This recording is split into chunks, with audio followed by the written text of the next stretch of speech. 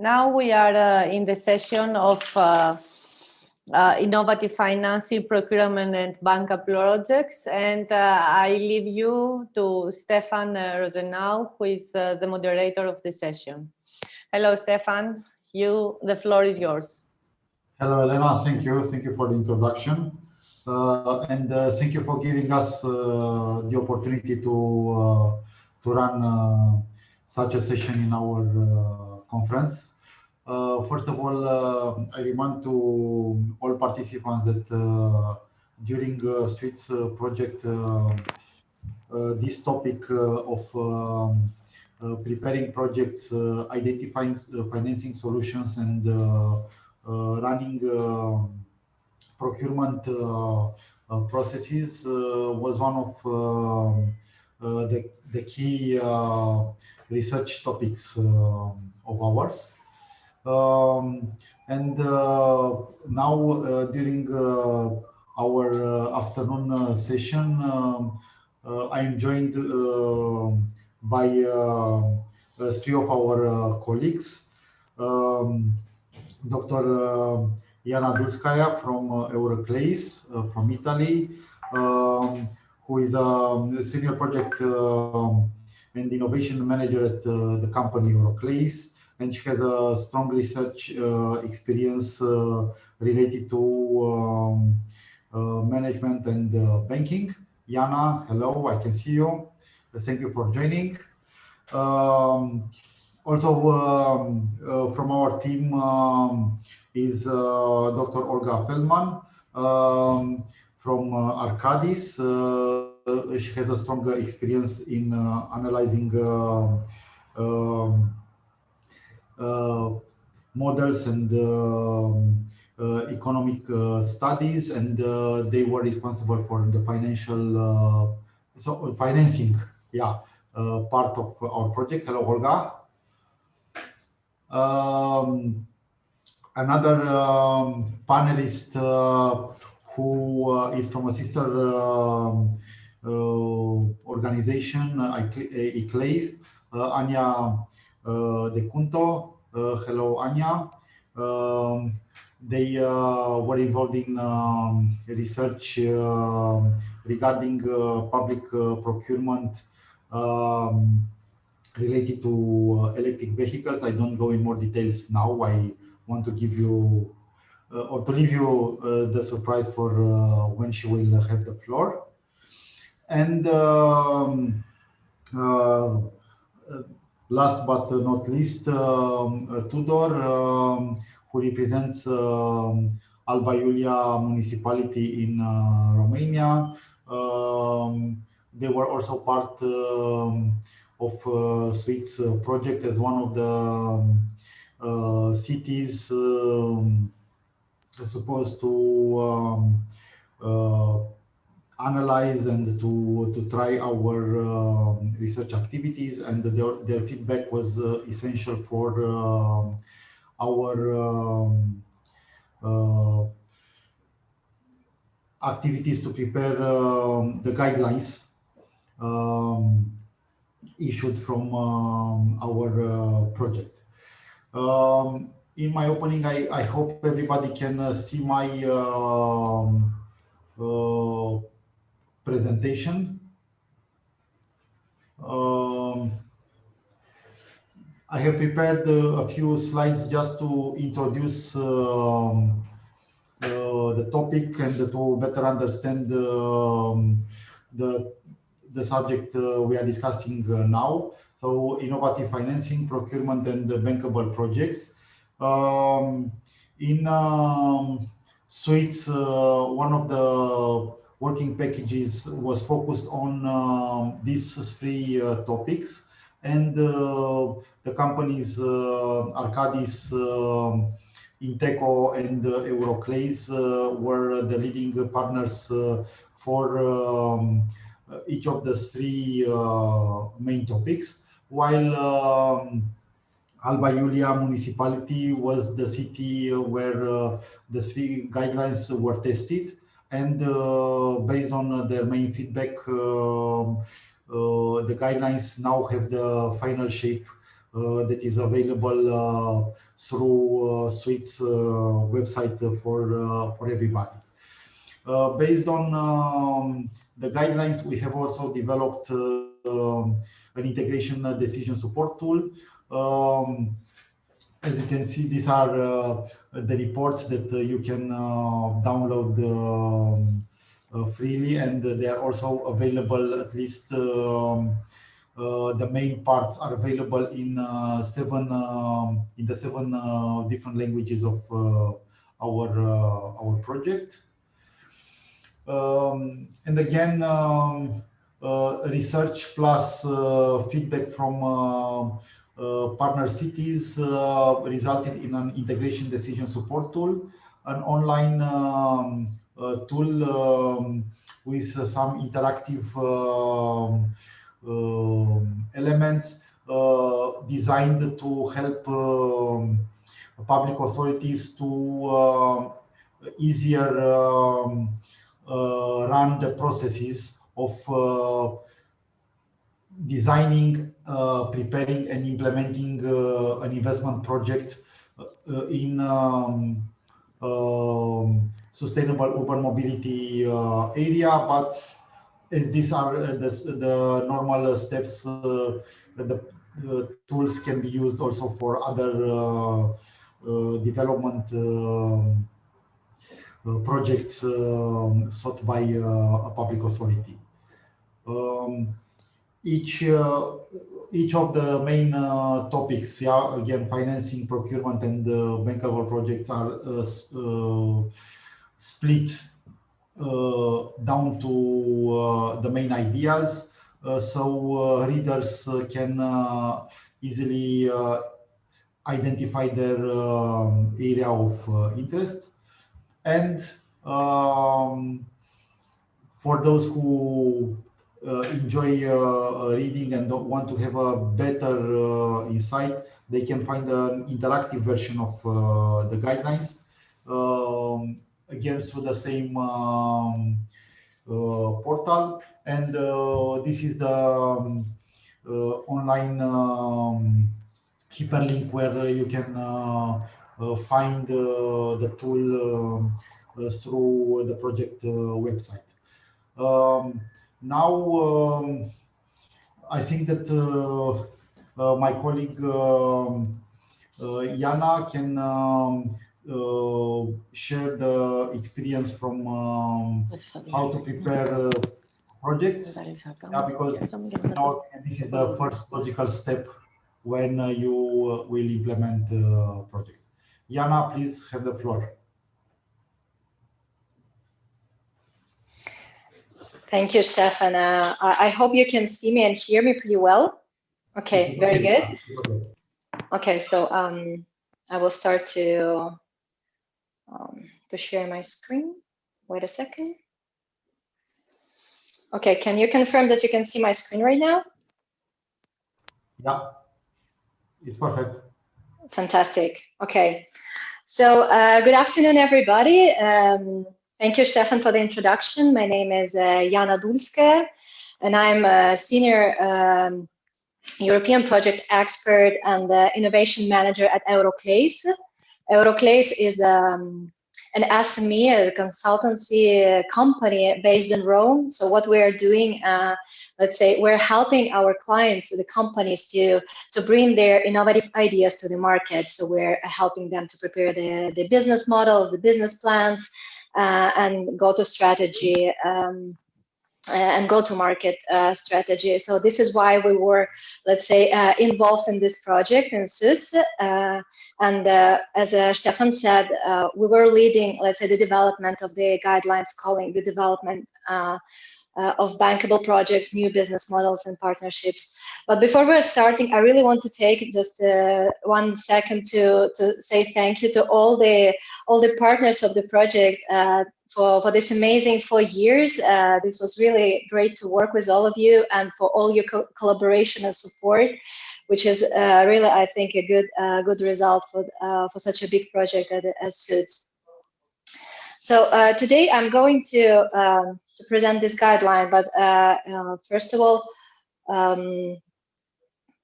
just a brief introduction. So as we already let's say know that most of the population live in the urban areas, and the situation in the cities are getting unfortunately worse year by year.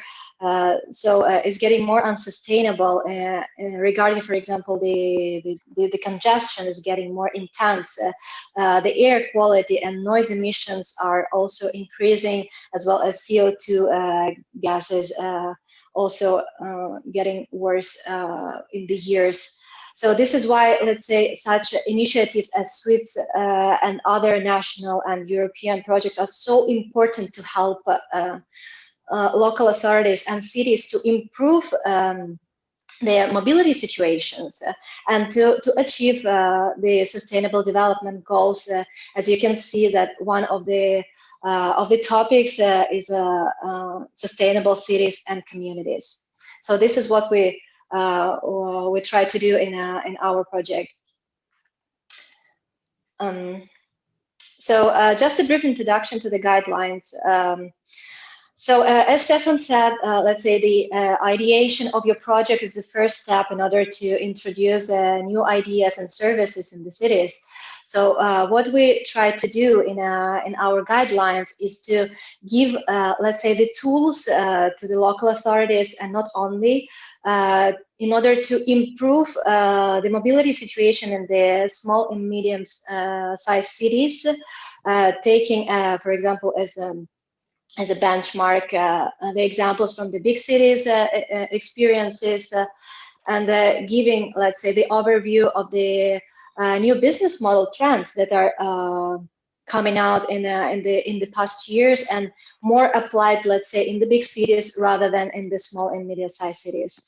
So we also wanted to help local authorities to, let's say, increase their capacity of creating fundable projects, bankable projects, because in my work and experience as a business consultant, I see a lot of examples of people that having amazing ideas, great solutions, but maybe they're lacking, let's say, the knowledge or expertise in order to write the proposal and to get granted for their ideas. This is why also Eurokleis, together with all the partners of SWITS project, took this opportunity to give this kind of tool and to help local authorities to create, let's say, the successful stories in order to be financed. And of course, we also wanted to improve the administrative and organizational capacity of urban mobility authorities. As you know, it's not easy to change our hats and mindsets when we're introducing something new, but it's extremely important, let's say, to give all the possible tools to do that. So who can benefit from our guidelines? As I said, the main goal was the local authorities of the small and medium-sized cities, but we also think that, for example, the policymakers and decision makers, as well as the city planners and transport companies and research and development organization can benefit from the guidelines. So you can see actually the first page of the guidelines, how it looks. So now I'm going to go into more details about the guidelines. So the guidelines were structured as follows. We have 4 main chapters. The first one is talking about the urban mobility trends. So here we're introducing the main trends, as I said already, that are coming up in this year's in the transport sector, such as mobility as a service, integrated mobility, shared mobility, that are taking advantages of let's say, of technological breakthrough. So we're giving, let's say, more solutions to our citizens. They have more choices. They can decide what kind of transport have, and let's say, to have their journeys in let's say, in a more efficient ways. So the second chapter is dedicated to innovative forms of partnerships, as also you can heard from these morning discussions with different panelists. It's so important to have at the same table different kind of, let's say, companies and authorities, such as public and private companies. And in this case, we also, in our guidelines, we're introducing other kind of collaboration, such as, for example, civil societies organization, non-governmental organizations, or research and development partners that I'm going to go into the more details later on. So in the third chapter, you may find information about the innovative business models in more details. So we briefly introduce, let's say, some innovative mobility schemes here using the business model canvas approach that I'm going to explain later on. And let's say the last chapter is about how to prepare the feasibility studies in order to get financed by the investors and different kind of funding, let's say, authorities. So at the end of the guidelines, you also can find the briefs that were actually prepared together with our city partners. So thank you again for that. So you can find there, let's say, the business models of the main mobility trends, such as car on demand, micro-mobility, car sharing, ride sharing, bike sharing, innovative form of parking, some form of public transportation, and integrated mobility. And also we provided the business model canvases of this kind of trends in order to give the idea to the local authorities that want to start the business for the first time, how to proceed with that. So as I said, in our first chapter, we were talking about the innovative forms of partnerships.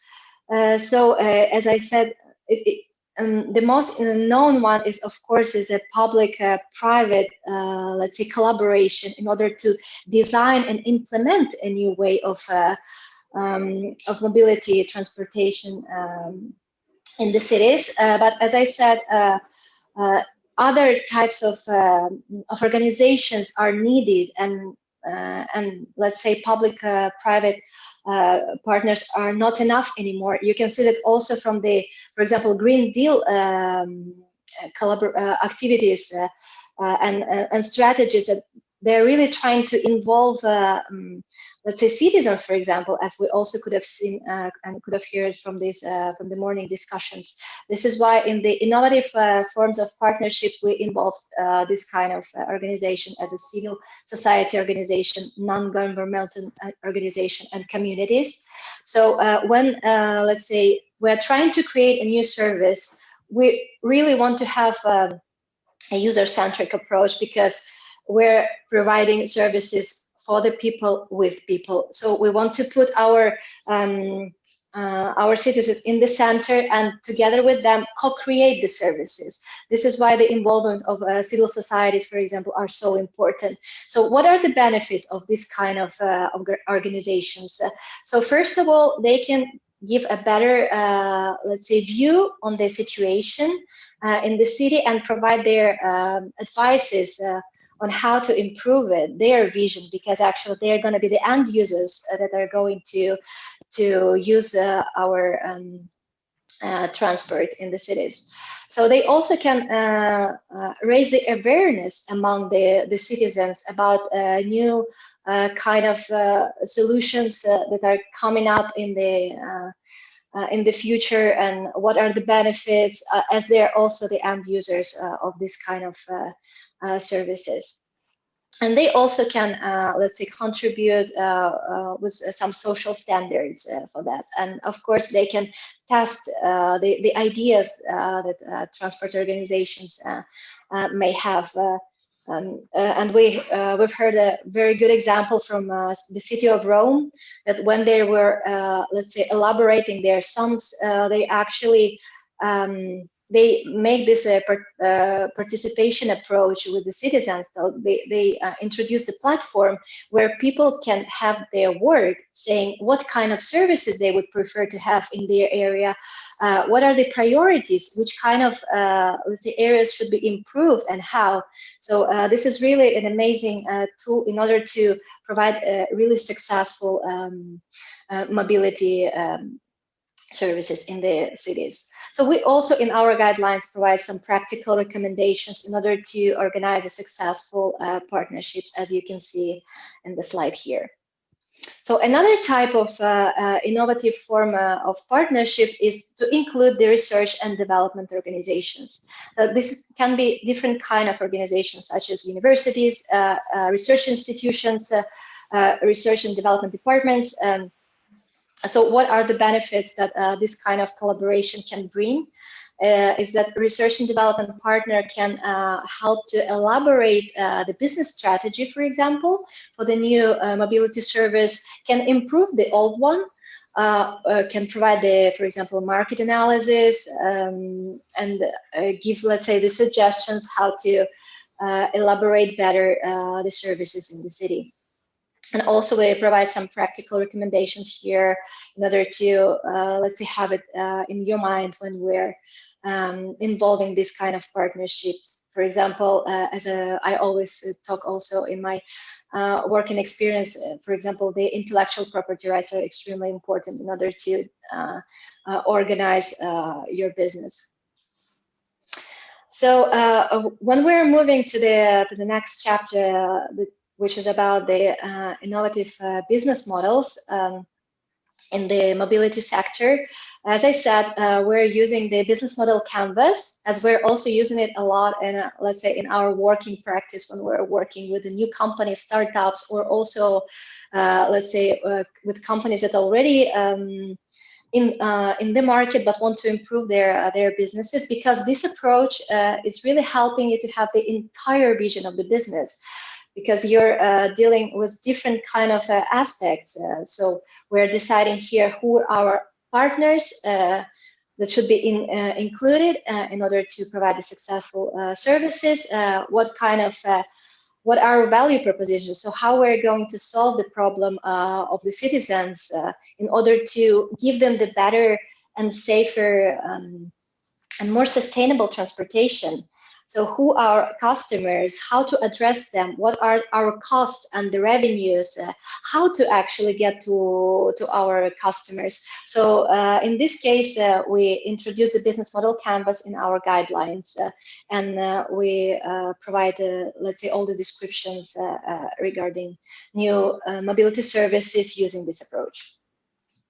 So in our guidelines, let's say, we're as I said, we started to look at what was the state of the art, especially in the big cities, because they're, let's say, our benchmarks somehow, and what are the new trends right now in the cities in order to provide more sustainable and cost-effective and, let's say, greener solutions to our cities. And we came up, let's say, with this kind of new mobility services, as you can see on your screens right now. So we're talking about car on demand, such as taxi e-hailing and transportation network companies and shuttle buses. Micromobility, so we're talking about the scooter sharing and dedicated micromobility, as you also can see in many cities right now. The car sharing, the ride sharing, such as the carpooling and van pooling, the bike sharing. We're also dealing here with the station-based and dockless bike sharing services. Innovative way of organizing the parking lots, and let's say innovative ways for the public transport, and as well as integrated mobility. So what can you find in our guidelines? So we try to organize, let's say, our guidelines in the way that it's user-friendly, it's easy to read, and especially it's easy to implement. As Fabio from, let's say, transport mobility services here in Rome was saying, sometimes it's not so easy to understand also the guidelines and to implement them. So we arrange, let's say, information in order to, it's easy to navigate and to implement it. So here you can see an example of the smart payment and e-ticketing. So where we were talking about what kind of costs you should foresee, what kind of stakeholders should be involved in order to implement this kind of services, what type of investments you can search for in order to let's say, provide the services, which is Olga from Arcadis will talk more in general about the innovative financing. And what are the guidelines for implementation? As I always say in all the, let's say, workshops and webinars that we did in the SUITS project, each city is unique.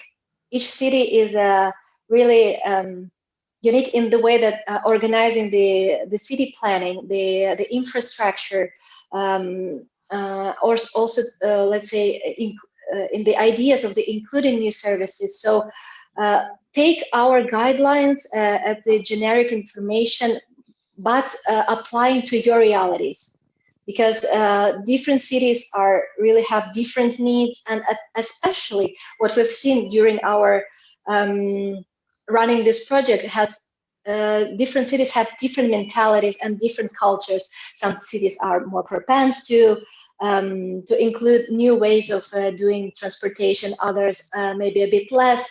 So this is why you should see, let's say, our guidelines as a generic suggestions for those who want to start new businesses and new transport services.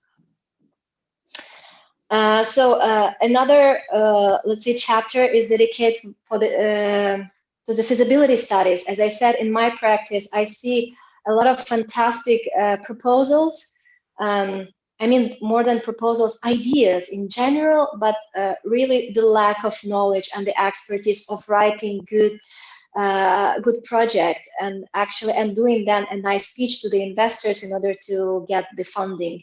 This is why we really put our best to provide the guidelines how to write the feasibility studies, what kind of aspects should be taken into consideration when you're preparing your project. So here you can see, for example, so the product description and services is important. So the storytelling is important. How you, let's say, describe your services and how you're going to improve the situation with your solutions. The technical and technological feasibility, because it is important to demonstrate that your technological solutions are the best, especially when you're doing the market feasibility analysis to understand what is going on there and what kind of let's say solutions you should use in order to be competitive on the market and to give the benefit for all the stakeholders. The economic and financial feasibilities. What are the indicators that you want to show to the investors and to show them that you are going to be profitable as well? So the operational and organizational feasibility is important to demonstrate that actually the team that is working on the project is experienced, that you actually can bring your project from the beginning till the end, as well as let's say organization of the intellectual property right. As I said before. As well. Elena, sorry, can you mute your mic? Sorry, Elena. Elena, your mic is... 59-46, Παύλα 17. Elena, please. Sorry for that. Elena, your mic is on. Ολόκληρος. Okay, so as I was saying, a lot of aspects should be taken into consideration when you are preparing your project in order to be financed, such as also legal aspects, your political situation as well in your country and your cities, as well as non-financial impacts. Η 25η δεν είναι μέσα, οπότε θα αφαιρέσω εδώ ότι έγινε στις 25 ή το έχετε το ποσό. Unfortunately, I think I cannot mute Elena. I will call her on her phone. Το 352 δηλαδή. Thank you, Stefan. Αριστερά. And then we provide also... 20 ευρώ 197 κάτω. Ωραία. Άρα... Elena, please mute your mic. Ναι, 2.15. Okay. So as I said, 14-09-814. Elena, can you hear me? Yes. Yes. Can you please mute your mic because I cannot. Your mic is on, Elena. If you can hear us, Elena. Okay, Iana, please try. Okay, yeah. So as I said, we're also providing the recommendations in our guidelines in order to help local authorities to provide new business schemes in the transport sector. So let's say in our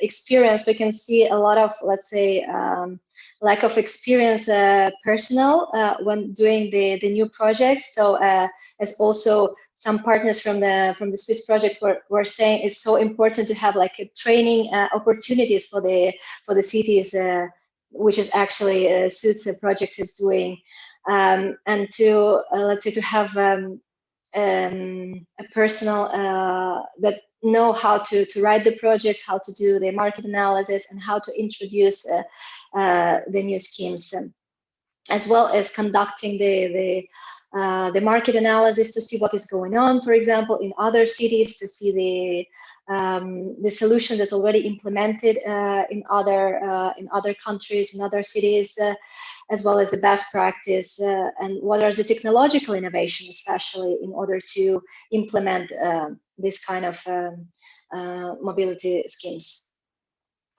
So as I said, at the end of the guidelines, you can find, let's say, the briefs that were done together with our city partners and other partners from the SWITS project. So here, now you can see the example from the bike sharing. So in the brief, you can find, let's say, this small description of the mode, what are the main concepts, who can benefit, or whom you should involve in order to provide this kind of mobility schemes. And as I said, we were using the business model canvas in order to give, let's say, the general vision of the business. Of course, as I said, each city should apply these suggestions, these guidelines, having in mind their reality, their situation in their countries and in their cities. So please do go ahead and read our guidelines. So also you can go to the SWITS website and see the capacity building toolbox that Stefan was presenting before. You also can see our guidelines there. They're very interactive, user-friendly, and let's say giving you a good idea about how to create new business opportunities regarding new mobility schemes in your cities. And this is our fantastic and amazing team of SWITS project with whom we're working so hard this years. And I really want to thank again everybody. And yes, go to our website and have a look to all our solutions there. So this is all from my side. I don't know, I will be here to answer your questions. I don't know if we're doing this straight ahead or we're doing after all the presentations.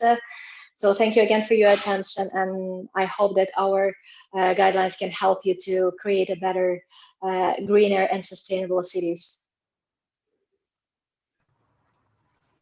Iana, thank you, and I hope everybody can hear me. Yeah, it was a great presentation, and yeah, the tool is very important because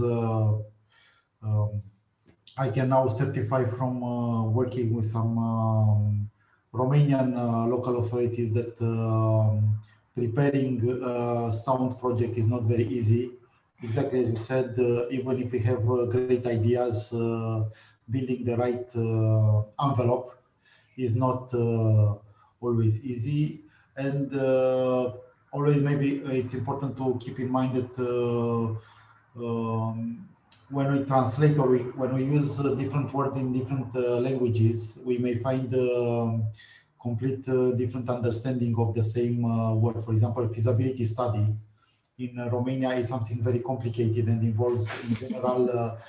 Indeed, especially when you go for infrastructure investments, it involves a lot of technical surveys like geological studies, like expertise of existing infrastructure, which is in general exceeds the capacity, the internal capacity of public authority. At the same time, I I ran in such a misunderstanding of the word. We were supposed in a project to prepare a feasibility study for buying trains. And because the guys who prepared the TOR looked in the law of what is a feasibility study, they asked for a lot of things that are related to infrastructure investment rather than buying equipments. And it was very difficult to answer to the TOR later in implementing the feasibility study. Yeah, so it is very important to read your guideline. I mean, for the audience, because it is a very easy support in understanding how to prepare something understandable by a bank or by any financier in Europe. Yeah, definitely. Also because it is not that easy actually to find information in general when you're talking about the feasibility studies or how to prepare the bankable project. If you're looking at, I don't know, something in the internet, it's not so easy, let's say, to find the right tool or let's say the right material. This is why in this project we really wanted to give a hand to help our local authorities to do this job for them and to give already something that they should follow in order to prepare their projects. Okay, Iana, thank you a lot for the presentation.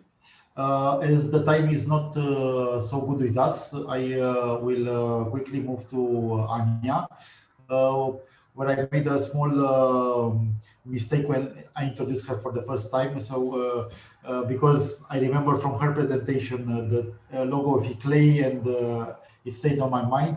But Anja is from EUROCITIES, an important European association of more than 130 cities, including cities from my country, from Romania. And she will deliver a presentation of a very interesting topic when regards public procurement for sustainable development. So Anja, please have the floor, and we can see your presentation very well. Fantastic. Good afternoon, everybody. My name is Anja De Cunto, indeed, from EUROCITIES, the network of major European cities in Europe. And today I'm presenting not another European project, but a European initiative that is promoted by the European Commission, DG Growth, and is focusing on the added value of joint procurement, not only in terms of procuring jointly, but also collaboration, a joint collaboration at European level that is called the Big Buyers for Climate and Environment. Is a relatively new initiative, but I think it has the potential to grow. So you're going to hear more and more about this in the future.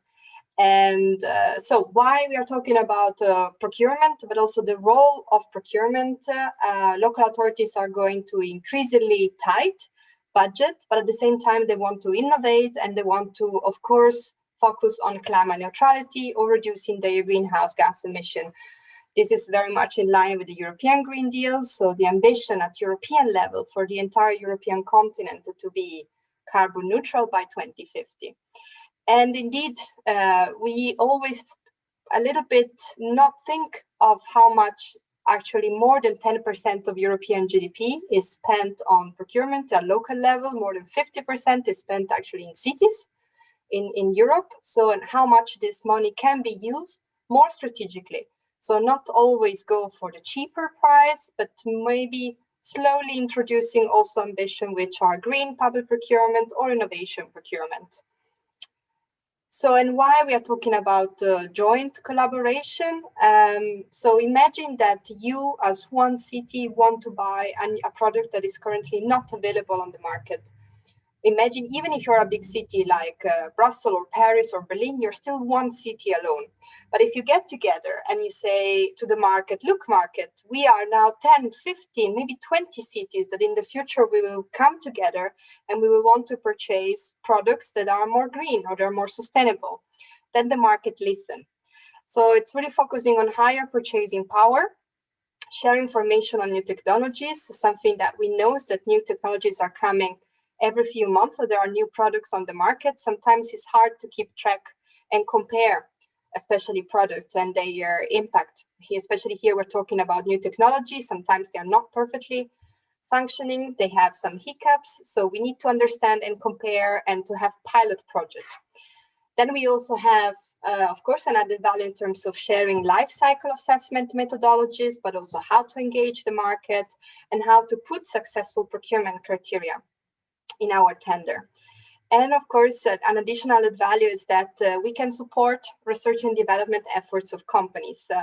I will present a little bit of the work that we did, but definitely one of the lessons learned is that companies are extremely happy to listen to the needs of cities, listen to the need of future buyers.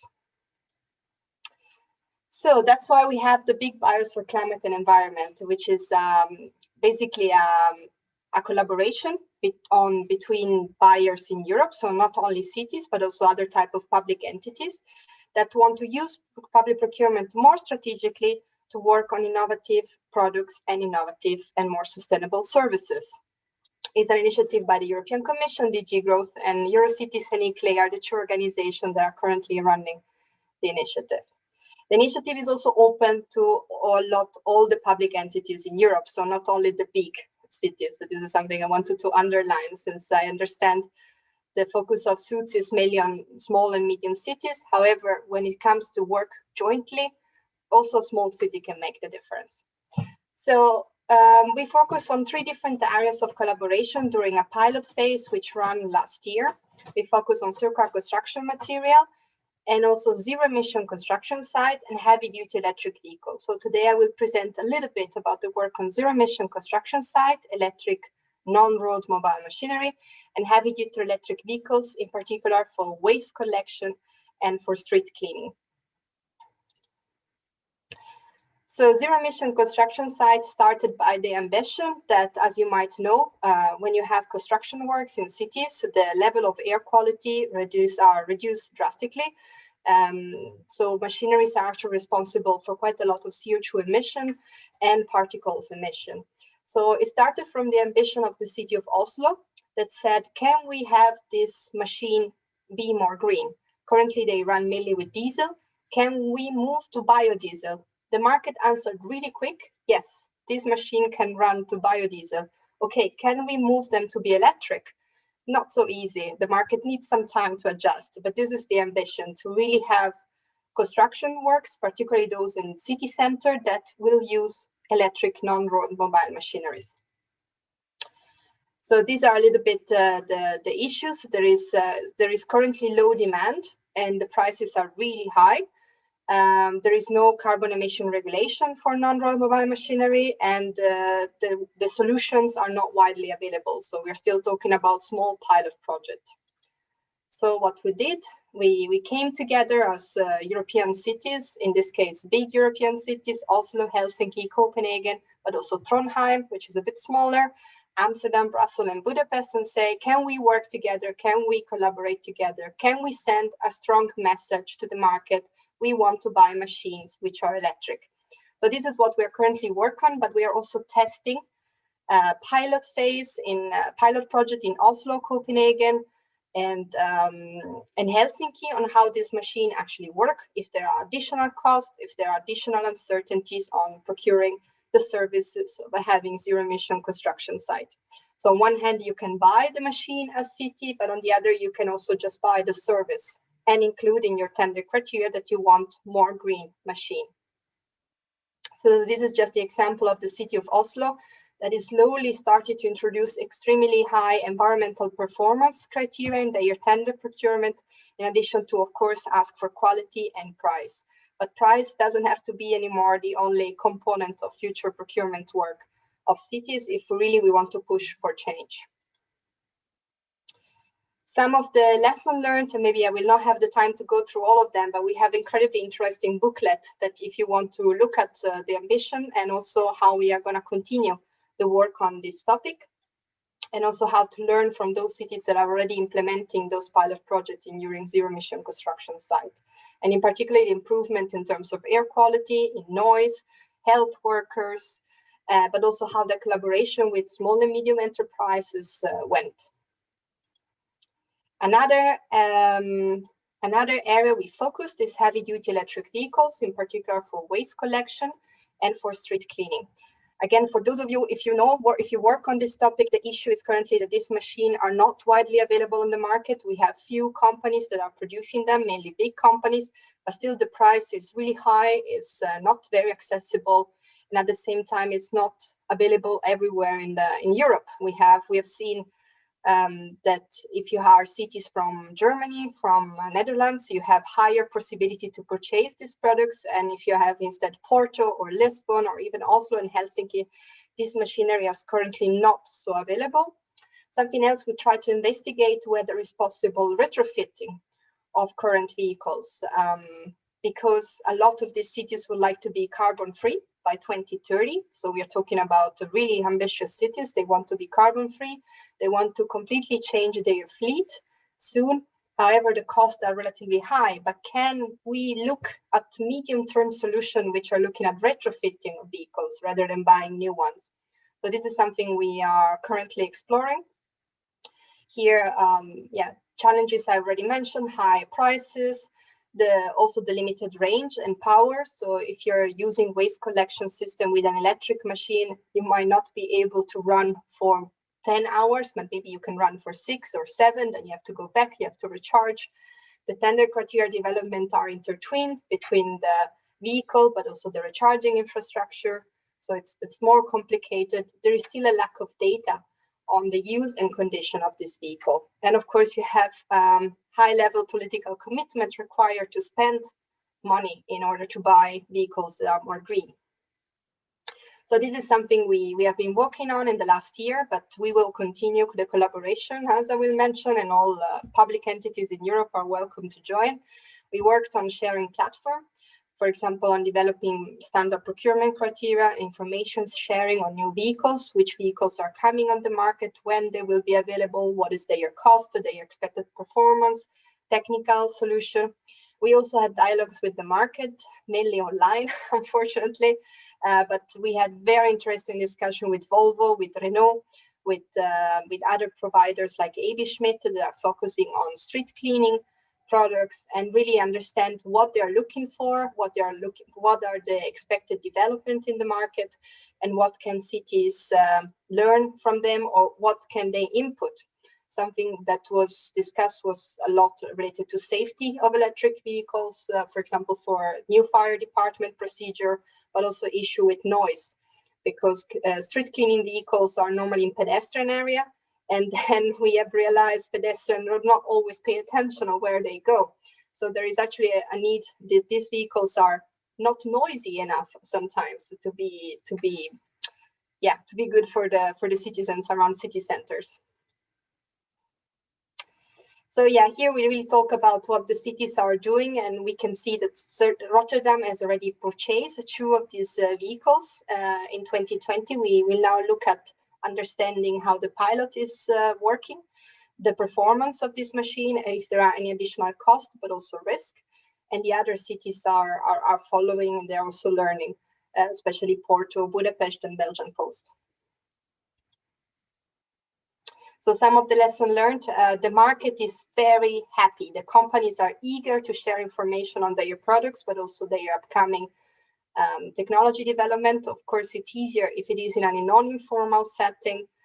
And also particularly, they are pushing quite a lot of research and development in new vehicles, which are electric and hydrogen. However, cities need to have accurate data on what they need before purchasing those vehicles. And then we discuss, as I'm sure a lot of you that are looking into electric vehicles, the issues with standardization and lock-in solution. Some cities are saying, okay, can we have just one recharging infrastructure for both waste collection vehicles, but also buses, minivan? And that's why also the collaboration with entities like Belgian Post is interesting, because they deliver post, but they want to use also electric vehicles. So we might need one complex recharging infrastructure that can tackle all the different type of vehicles. Lots of discussion on maintenance, the battery, the guarantee. Also something interesting we have learned is that battery prices is not expected to drop in the next years, even if technology developments are going. Still, the battery for electric vehicles price is not going to drop. And this is, for example, this is the proof that when cities come together, they aggregated procurement plans are really high, and that's why they can push the market as one voice. So here we try to bring together from the cities that participated how much they are looking to purchase in the next years in terms of different type of vehicles. And then if we go to this figure to the market and say, okay, it's not only one city that is looking to purchase this, but it's 10, 15 cities. So can you push the market? Can you give us a better price? We will see whether we can look at joint procurement in the next years. Is something that is particularly challenging, but still it seems to be the future, at least at national level. The Swedish cities, for example, are already purchasing jointly, and they see quite a lot of added value in this, particularly when it comes to vehicles that are pretty standardized. So here comes my final pitch. We are now very recently launching the new phase of the big buyers. Is a new, because this was just a pilot project. It went really well, and now the initiative is continuing for the moment, at least November 2022. We went through a needs assessment process to understand what public entities in Europe want to work on, which are their unmet procurement needs. And it seems that we are going to focus the next 2 years on zero-emission construction sites, electric heavy-duty vehicles, digital healthcare solution, and circular construction. These are the kind of action also we are going to work on, for example, again, collective intelligence, comparison of call for tenders, comparison of pilot project, and we will see whether we can work on joint statement of demands or joint procurement. So if you're interested, I really don't hesitate to visit the website of the Big Buyers Initiative. It's www.bigbuyers.eu, relatively easy, and check the lesson learned from the collaboration of last year, or let us know if you want to join the next collaboration. Thank you very much. Anja, thank you. Thank you very much for that presentation. Very interesting. I should remind that, again, in our project, we have also developed a guideline to support the cities in running public procurement processes. Our Inteco team was responsible for this, but as I'm a moderator, I didn't want to go in more details about this.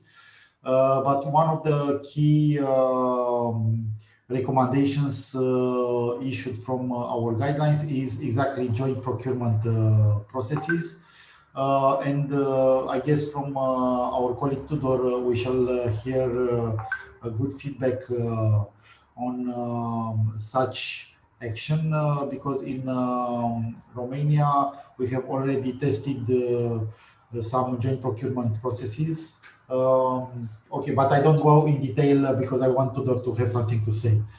But at the same time, I want to ask you, because another recommendation of ours was to look, the cities to look in life cycle cost part.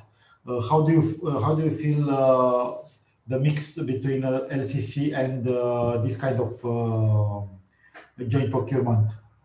Yeah, this is really a challenge. We discussed quite a lot of different solutions for life cycle assessment methodologies, and especially when you try to calculate price, because something you have to sell is to your politician or to your citizens, why you are often paying way more prices for new type of products. But of course, you have to justify this to say, okay, maybe I'm paying more, but actually I'm gaining in terms of air quality, in terms of health of my citizens. But yeah, we haven't found one common solution. What we are trying to share is the different methodology, which one works best, which one has been better evaluated, depending also on which kind of discussion group we join, because yeah, zero emission vehicles or circular construction have different type of life cycle assessment. But it is something complex. It's something that we are working on at the European level in terms of policy recommendation, also that cities will need to better help in terms to understand which life cycle assessment methodology to use, depending on the type of products or service they want to purchase, and also how to evaluate maybe sometimes the trade-off between price, green ambition, but also social ambition, because we should not, I mean, of course, we want to focus on the climate, but if we can also push local economic development, maybe local employment, of course, this is also an added value. So maybe we have, again, to pay a bit more, but the trade-off is into creating local job opportunity can get higher. Okay, super, Anja. Before we move to Olga, we have received a question from the audience. Now, Anja, please stay on because the question is directed to you, and I don't want to lose focus. Yeah. So, somebody asked how a city could benefit from the Big Buyers Initiative, and just get in contact with the people of the initiative. Yeah, so you can just send us an email, or you can follow the bigbuyers.eu, and you can check our contact details, or in the presentation you have my personal contact details. There are two ways of joining. You can either follow as observer group, so you can maybe just get in touch to understand what is happening in the project and what are the lessons learned, or you can become a full participant. If you want to become a full participant, now is the right time, because we are creating the new areas of collaboration that I mentioned, and we are looking for entities across Europe that would like to get involved. And also over there, you can get different type of role. You can get a bit in a more leadership position, maybe a buyer, if you're thinking you're going to buy products in the short term, or you can be more as a follower and just sharing lesson learned. So yeah, now is really the time. We are thinking that the new collaboration will start working basically mid-end of March. So don't hesitate to go on the Big Buyers website and get in touch with us. Okay, super. We shall spread the word, and hopefully a lot of guys will join the initiative. Thank you. Thank you, Anja. We cannot do anything of this without money. And Olga and her colleagues were responsible in our team to run the research team on innovative financing solutions. So Olga, please take the floor and share with us the results. Thank you, Stefan. So I'm trying to share my presentation. Yeah, we can see your screen. Yeah, it's perfect now. Okay, excellent, thank you. So as we all know, public sector strategy and public sector administrative system are very complex, with many incentives, many drivers, which can be quite contradictory sometimes. And in addition, again, as we all know, regulations play a very significant role in making the best use of public funds, and also in delivering improvements to services that can also be quite bureaucratic sometimes. So balancing financial priorities is very important, and it's a huge challenge for public sector organizations. Often public sector has been criticized for a short-sighted perspective in their decision-making, and therefore many public sector organizations have sought to strengthen their strategic focus by reflecting a long-term perspective in their strategies, and also in getting decision-making much more rational, much more transparent, much more comprehensive and coordinated.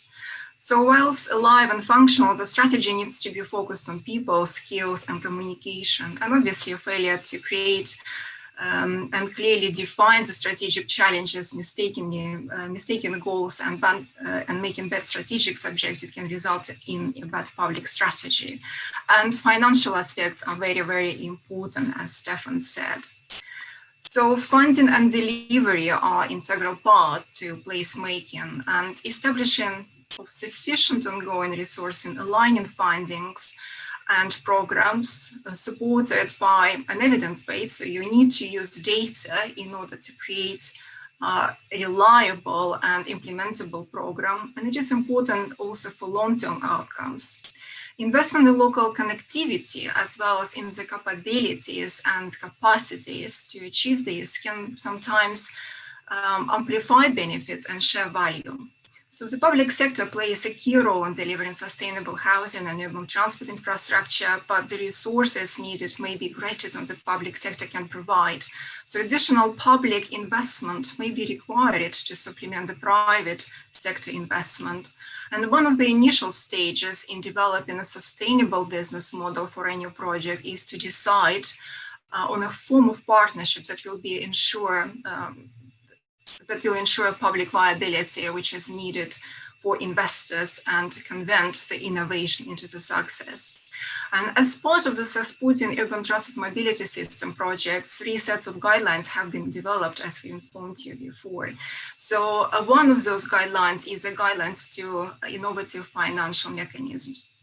And as well as an integrated decision supported tool, which helps with the guidelines. The guidelines themselves, they are narratives throughout the different case studies, throughout different aspects of the innovative financial mechanisms.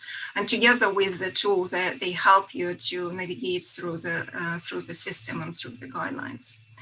The guidelines for innovative financial mechanisms, they discuss the financing sustainable infrastructure projects focusing on transport and mobility.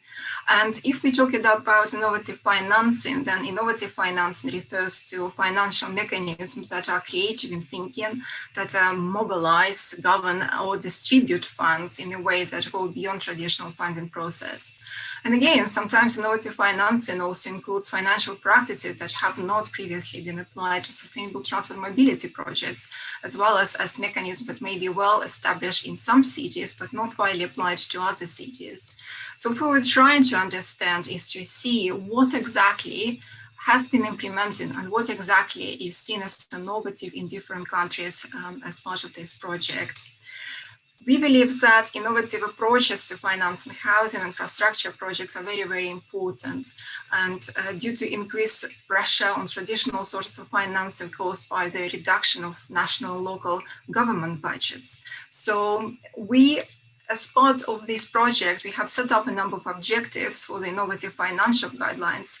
And the key objectives of the innovative financial mechanism guidelines are to basically present existing funding mechanisms and approaches to sustainable financing used for transport and mobility projects in small and medium-sized cities, but also in large cities. And this includes capital, revenue, and maintenance funding. We also want to expose any gaps in current knowledge and organizational capacity that prevent small, medium-sized cities from identifying, trailing, or adopting new financial approaches of sustainable mobility. It's very important to understand what is it which prevents innovative financing and other finance implementation. And we also want to present innovative financing mechanisms and strategies that are scalable and transferable to sustainable mobility projects in cities, and present international best practice through a decision-making tool in the long form of matrix financial mechanisms.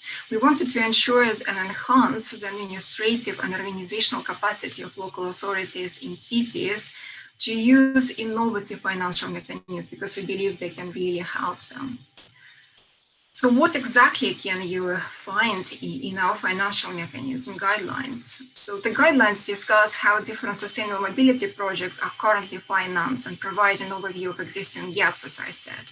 So the key outputs are a series of innovative financial mechanism briefs, and each brief includes key characteristics of financial mechanism, brief description and background, attractiveness of financial mechanism, potential challenges and risks, track records, case studies, as well as guidelines to implementation. And we believe that the actual guidelines for implementation are very, very important. We have put some thoughts in terms of how we would actually develop those guidelines originally. And the methodologies that was used in writing the guidelines included a number of different steps. So we started from identifying current mechanisms for financing sustainable mobility projects in small and medium-sized cities. We had a number of semi-structured interviews. We talked with each city partner. We asked them what does and doesn't work, what sort of mechanisms they have actually implemented. We've then also done quite a lot of literature research. So we reviewed relevant peer-reviewed journals, media publications, books and papers. These are published by government organizations and agencies, as well as universities, etc., etc. And then we've developed the guidelines. We were not alone. We worked with our city partners and with our project partners. So on this slide, you can see a number of innovative mechanisms which we have considered, and that those were at the end chosen to assess and address in the guidelines. So you can see there are quite a lot of them, so 21 basically, and we started from congestion charging, municipal green bonds and outsourcing. We've also looked at such mechanisms which are dealing with donations as part of the consumer purchases. This is an example of the voluntary capture briefs, which is one of the financial mechanisms. And for every single financial mechanism, we've looked at the key characteristics. So what is it which is important? What is it which is characterized as specific mechanism? Why it is attractive? What sort of challenges and risks local authority may see if they decide to use it? We provided a number of case studies around the globe, so not only in Europe, and then we come up with some steps for implementation.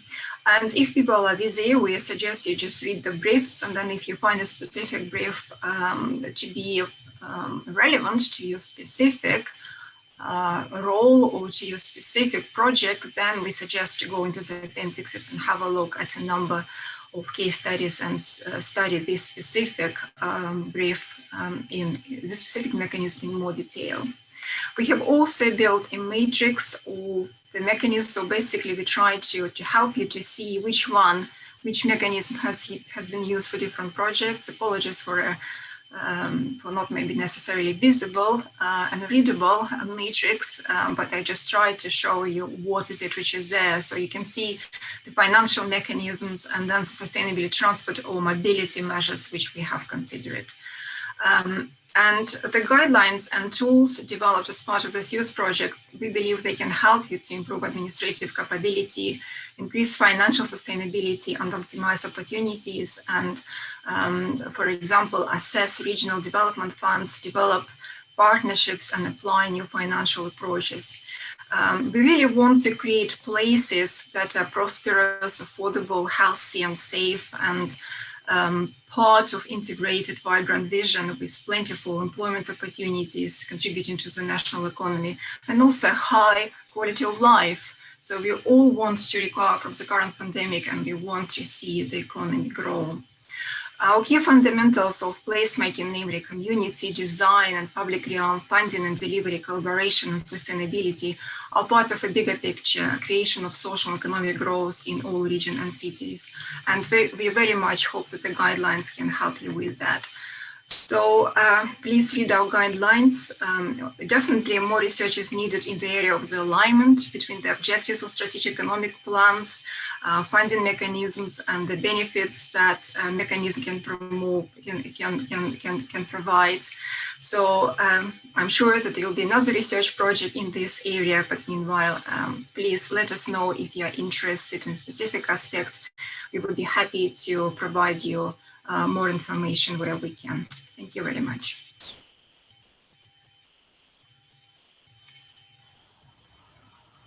Thank you, Olga. Yeah, it is very useful. And one key question I would have before moving to Tudor. During your research, do you consider that all these mechanisms are to replace in some countries EU non-reimbursable funds, or should be considered as complementary, to work together? In some cases, it depends on the project and depends on the project which local authorities, for example, are trying to solve. So we are not saying that you have to choose one. They can be complementary to what is currently there, and they can be used as a set of mechanisms. They can be used together. So you don't need to focus on just one. Okay. And what do you think? You should look first for the money, or you should look first for the project idea of the document? It depends what you want to achieve. What we have found is that many organizations, they are currently trying to build a reputation in addition to get money. So I think it depends, because a number of those mechanisms, they actually help with the strategy to, for example, achieve a zero carbon no later than 2050. So it really, really depends, but not necessarily all of those financial mechanisms would allow the companies to maximize their profits. So I think it really depends. I believe that all those mechanisms should be considered in line with the overall business case. And we would suggest for companies to build a data-led business case and also to consider what sort of objectives they're trying to achieve. We had examples where the companies wanted to achieve the maximum return. We also had examples where companies wanted to achieve the highest benefits to cost ratio for their projects. But in some cases, the projects are linked to regeneration, they're linked to active travel, for example, and the objectives may be very, very different. And the financial mechanisms that can be used to finance such projects may be innovative, but may be something which people have already used many, many times. So when we're talking about innovative financial mechanisms, we are by no means saying don't use what you're currently using. It's more like to consider this mechanism as a complement to your current objectives, to your current projects and your current financial methods. And maybe it's worth to stress to our audience that innovative financing doesn't mean to invent solutions that do not apply to the city, but exactly. to learn from other experiences in Europe or worldwide. Exactly. That's why we shared case studies. And as Stefan said, whatever can be innovative in one country maybe is the standard procedure in another. So we just wanted people to be aware and to have basically more ideas and more knowledge when they're making their decision. Olga, thank you a lot. As we are running against time, I would move to Tudor to see the insight from one city that was partner in our project. As I mentioned earlier, they were also responsible during Suites project to run for about 1.5 years some of our ideas in their city day-to-day processes and procedures. So it's very important to hear the feedback from Tudor, and later when if we have some time to have a general discussion with everybody. Tudor, please open the mic. Okay, super. Hello, and thank you, Stefan, and to the previous speakers for very interesting presentations. Now, on the side of Alba Municipality, we'll try to present the conclusions of the pilot implementation. Stefan, if you can help me with the... Do I have to share my screen at this point, or will you share my presentation? I cannot hear you. You are muted. Sorry. Yeah, you can share your screen. It's better, I think. Okay. Just please bear with me just 1 second. I have a ton of things here open.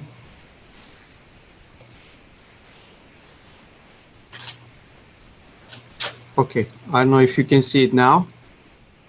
Not for the moment, but wait. To refresh. Not yet. Not yet. Okay. Just 1 second, please. I will try again.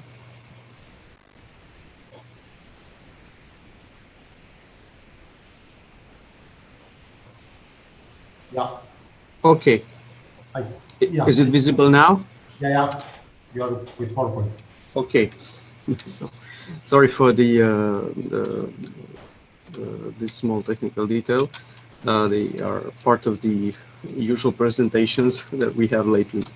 So on behalf of Alba Iulia, we were partners in Suites project, especially in work package 4, but also in the other work packages where we collaborated with fellow cities and research institutes that are part of the consortium, and we were very glad to be part of for the last 4 years of this interesting project with a lot of things learned at the municipality level not only by our team, but also other stakeholders which were involved, and by basically everyone who was involved or had any implications in the project.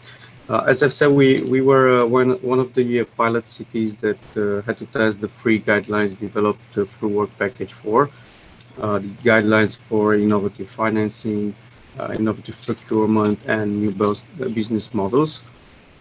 And we were the first to try these guidelines developed by the partners and to come up with feedback, with concrete results, or even with failure, if I can say between brackets, because in some cases maybe the solutions were not so successfully implemented. Well, general objectives are presented in this slide. I'm sorry, there's maybe a bit too much text and not so shiny figures in my presentation, but I will try to explain at best what we have achieved within such project. So I think the capacity building also was a very important part of the process, because as previous speakers have mentioned, we've had a chance to meet with a lot of other cities and to network and to explain our challenges and see where we can find solutions to share among us and to learn new things that could be implemented at local level. I remember Iana saying that maybe the innovative financing guideline is more approachable to larger cities. Indeed, we are a small city of 75,000 inhabitants. It's not the same as you compare to Rome or Amsterdam or London, of course, but still some things could be applied, and we are happy that we had this chance, because for smaller cities the financing is always an issue, whereas for bigger cities, of course, there are bigger issues sometimes, but still financing is not such a big problem. And for us, it was very good to learn new things in this area. Also, the collaboration with the other work packages was very good, and we've had very good experiences with all our peers. And the other guidelines as well, the innovative procurement and the new business model, were successfully implemented locally with some concrete projects, which I will explain later. So as we said, we had this chance to implement the free guides developed in Work Package 4. For example, one of the measures that was developed was the public tender organized together with the Ministry of Development, where it was the first of a kind in our country, where the city of Alba, Iulia participated with other cities, and where the main objective was to acquire electric buses. The project finalized successfully, and next year, hopefully, we will get in the possession of 13 first electric buses that will run around the city for the public transportation. So this was it was carried out by the ministry as the forefront runner, but the cities were the main beneficiaries, the main actors involved. This is just one photo to exemplify what we expect to have in the near future on our streets. In relation to the other guidelines, for example, the innovative procurement guidelines, we've implemented some interesting pilot projects within the Smart City, Alba Iulia Smart City pilot project, which involved a lot of private companies, which delivered several mobility solutions, from beacons to smart sensors used for public parking and so on, even a car sharing system that were tested in Alba Iulia during the 2018 and 2019 period. And we consider it was a successful project, given the fact that around 2 million euros were invested with no costs from the municipality, outside the fact that maybe public spaces were allowed for these companies to test their solution. So it was innovative. It was first of a kind in Romania. We've even based our future smart city strategy thanks to the results of these projects. So again, it was something innovative to try. We like to try new things, new innovative things, and to be the first in the country in many areas. Yes, and there was another idea in the slide about the public parking policy, which was developed with support from Jaspers. I don't know if Alba Iulia was the first city in the country to benefit from such support, but again, it was first of a kind for the cities at least in Transylvania. I don't think there have been other cities to develop their parking policy at a very high level and with Jasper's expertise. Then during SUTS project and within the guidelines for innovative financing, the municipality started thinking about other means of funding outside EU funds, outside pilot projects that were implemented, and one of them was the solutions tried out was the green bonds issuing by the municipality, which unfortunately was not possible due to regulation drawbacks. So this hasn't been tried ever in the country by no other city. Our municipality was the first to try. This is usually reserved for governments and for very high-level institutions. But as I said, we wanted to try out new things. Apparently, last year the legislation was supposed to change in a way of allowing cities to issue green bonds, but it hasn't so far, probably because there was also a change of government. But for sure in the near future this will happen, and the municipality will again try this funding instrument for implementing local projects in the mobility and in other spheres of activity.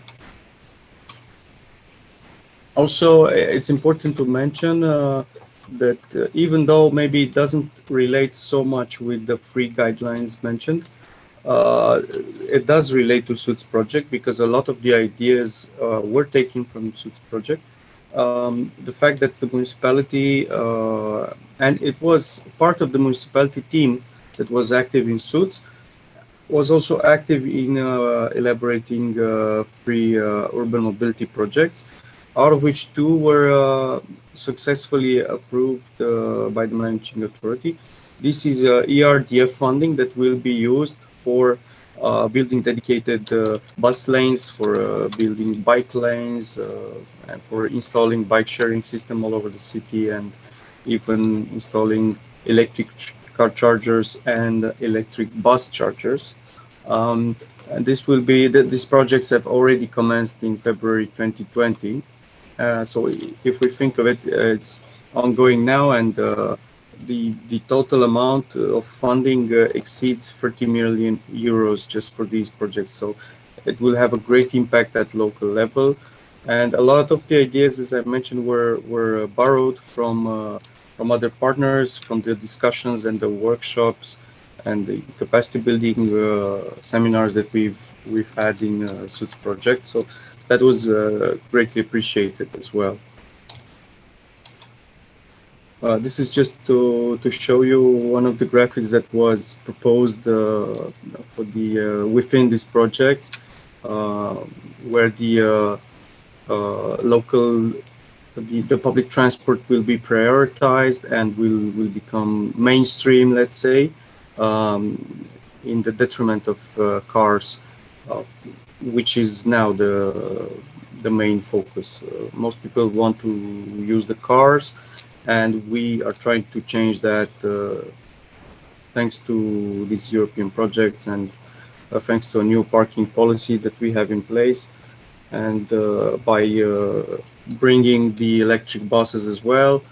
All these an integrated way will change the mobility at the city level, and we are very eager and determined to do that.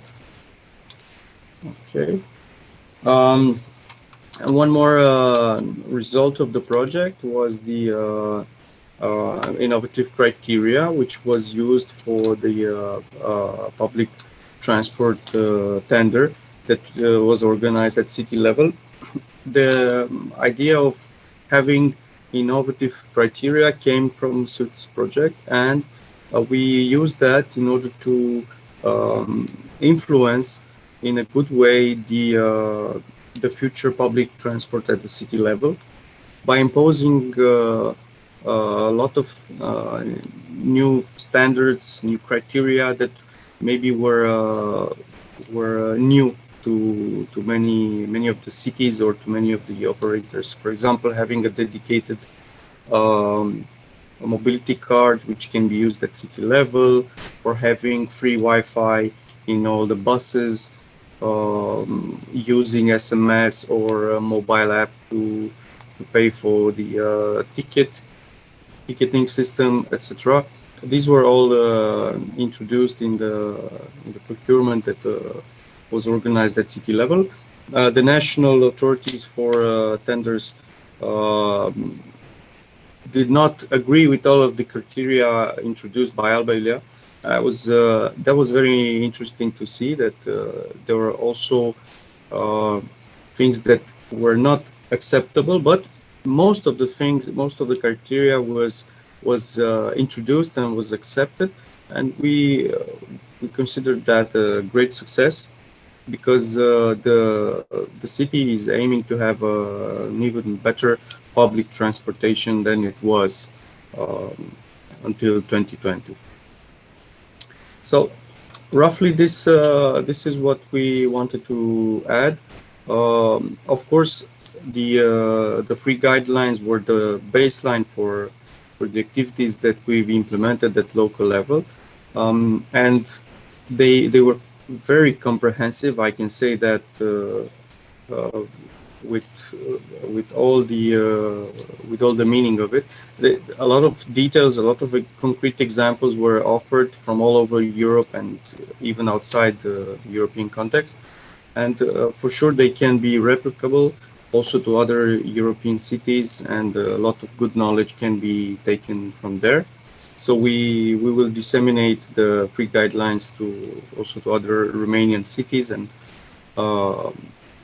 with the whole s.r.l consortium, these can become publicly known to a lot of other municipalities in Europe.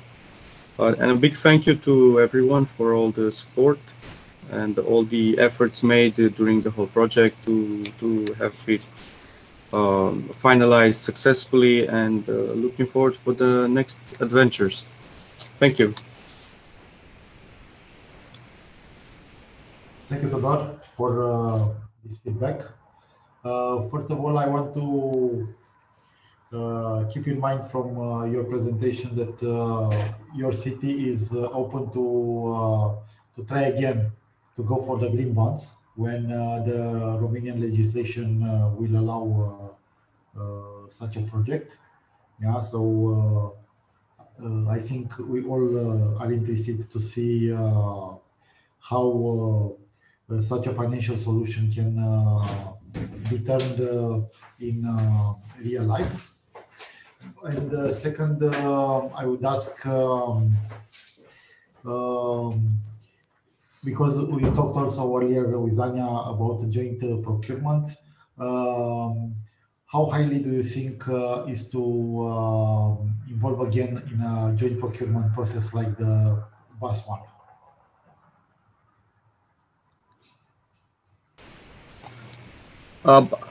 I'm certain, given the outcome of the procurement, that we'll be very determined to participate also in other similar similar type of actions at the municipal level. So it was the first time, but I think given the result, it will not be the last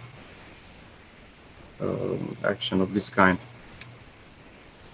Okay, thank you a lot. From your presentation and of course all the discussions we had during the project, it's clear that Alba Iulia team was able to test different ideas from all three guidelines, and it was very useful for us. I have to recall that also other cities and authorities in our project team has provided feedback. So besides your big effort to run such tests for more than 1 year, the other cities like Palanga, like Calamaria, like the authority in West Midlands and the others have all provided feedback, and I think this is one of the key point that I have to stress about the guidelines. So they are not only the results of pure academic research. The results have been corrected based on what we have received from our institutional, let's say, partners. I want to remind everybody that the guidelines and the tool are all available through Streets Project website. They are free of charge, because I have seen a question earlier during the capacity building panel. How can cities have access to such ideas, because in general they are very costly. Okay, at least at this level you can have access to very good tools, let's say free of charge, and in 7 different languages from Europe. So I think it's very easy to use and to test the ideas. As we have come at 5 o'clock Central European time, 6 o'clock in my home country, it is time to close the panel. I thank again to all my fellow panelists for the information that they shared with everybody. I'm pretty sure that if future questions will come through our colleague Elena as the main organizer of this conference, we shall provide support in the next days. So thank you again, and we shall stay on for the rest of the conference tomorrow. Thank you, Elena. The floor is yours again. Yes, thank you. Thank you very much for your contributions, and all the panelists of the day with their contributions and their work, and also our participants who are many and interested in listening to us so long until 6 o'clock in the afternoon, as you said, Stefan. So thank you very much again. See you tomorrow. Tomorrow we start at 10 o'clock with the same link, and everything will be the same. You don't need to re-register, nothing. Use the link that you have. And we started, as I said, at 10 o'clock in the morning in Brussels time. And also we have 2 sessions, organizational change for a resilient cities, and also a tools for analysis of big data, and a wrap-up session in the end of what these 2 days we heard and discussed. Thank you all. See you tomorrow. Bye. Thank you. Bye-bye.